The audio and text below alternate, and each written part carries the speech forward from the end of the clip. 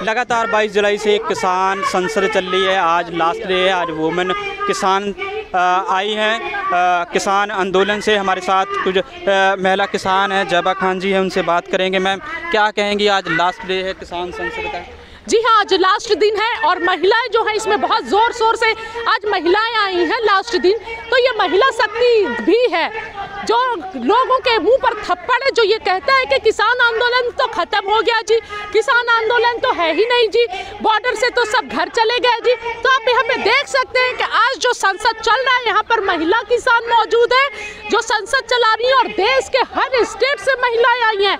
तो ऐसे लोगों पर ये थप्पड़ है, ठीक है। बहुत बड़ी बात है कि देश के हर स्टेट से आज महिला इस आंदोलन में है, इस पार्लियामेंट में है। आपने महिला शक्ति की बात की है, तो क्या लग रहा है कि इस शक्ति का कोई असर होगा? बिल्कुल सरकार पर असर होगा इस शक्ति का। सरकार जो अगर ये सोचती है कि किसान सरकार के लिए ये थप्पड़ है, सरकार सोच रही थी कि किसान को वक्त जितना लंबा खींचते जाओ छोड़ के चले जाएंगे, पर सरकार अब समझ जाएगी कि ये किसान जो है छोड़ के जाने वाले नहीं है। जहाँ पर महिलाओं का हौसला इतना बुलंद है, इतने जोश में है, तो पुरुषों का जज्बा का क्या कहना।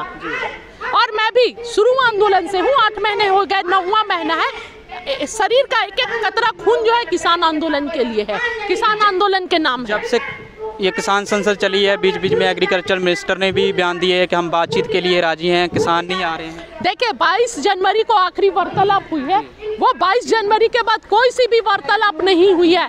अगर वार्तालाप होती तो किसानों को शौक नहीं लगा हुआ और ये महिलाओं को शौक नहीं लगा हुआ है कि 4 बजे सुबह से उठकर 5 बजे सुबह से उठकर भूखे प्यासे यहाँ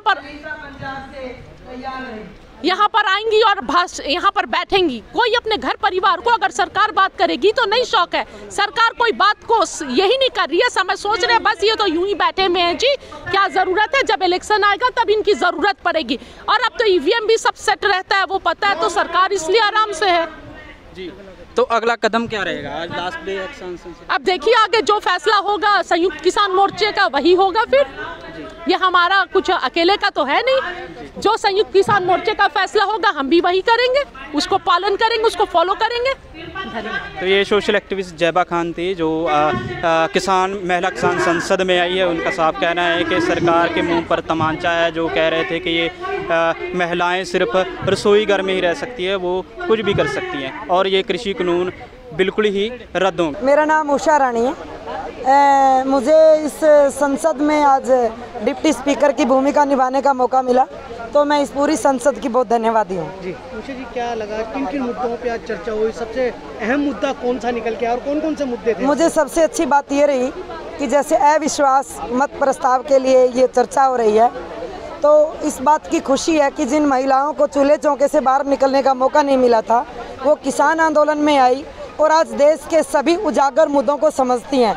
आज की चर्चा में एजुकेशन का मुद्दा रहा, 3 तलाक का मुद्दा रहा, महंगाई का मुद्दा रहा, निजीकरण का मुद्दा रहा, CA NRC का मुद्दा रहा, MSP का मुद्दा रहा, बेरोजगारी का मुद्दा रहा, चिकित्सा का मुद्दा रहा।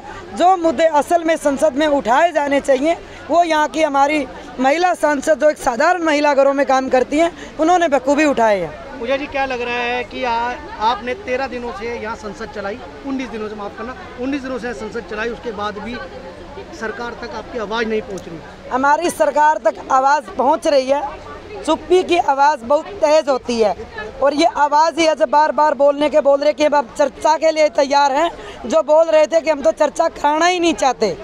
तो इसलिए इसका रिजल्ट पहले भी आया है, आगे भी आएगा। तो इसलिए 8 महीने से बॉर्डर पे भी भाई लोग बैठे हैं, महिलाएं यहाँ पर किसान संसद चला रही हैं, सरकार सुन नहीं रही, तो क्या आपका अगला कदम क्या रहेगा, क्या स्ट्रेटेजी रहेगी आपकी अगली? देखो, किसान आंदोलन का एक इतिहास रहा है।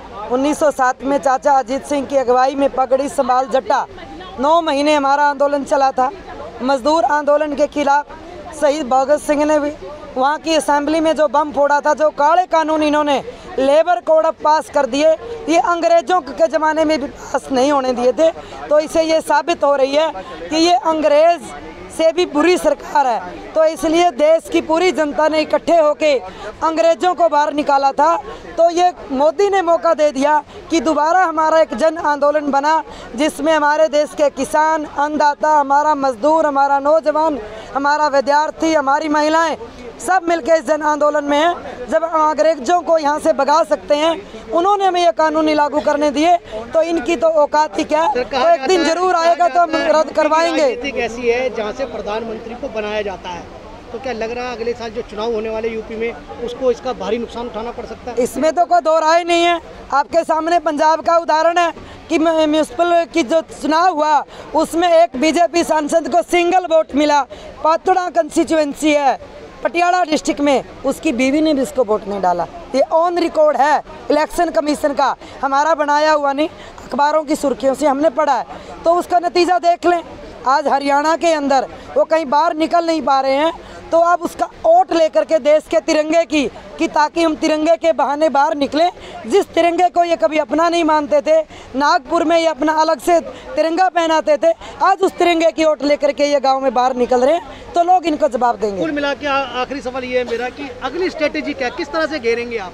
अगली सरकार आपकी बात सुन नहीं रही। अगली स्ट्रेटेजी यहाँ का सेशन खत्म होने के बाद यहाँ की जो चर्चाएं हुई हैं उनका एक कंक्लूड होगा, उसकी एक राय बनेगी, उसके बाद संयुक्त मोर्चा बैठक करेगा और जो भी फैसला लेगा हम उसमें बढ़ चढ़ के भाग लेंगे। जी बहुत बहुत शुक्रिया। मैं रविंदर सिंह, MNTV, दिल्ली।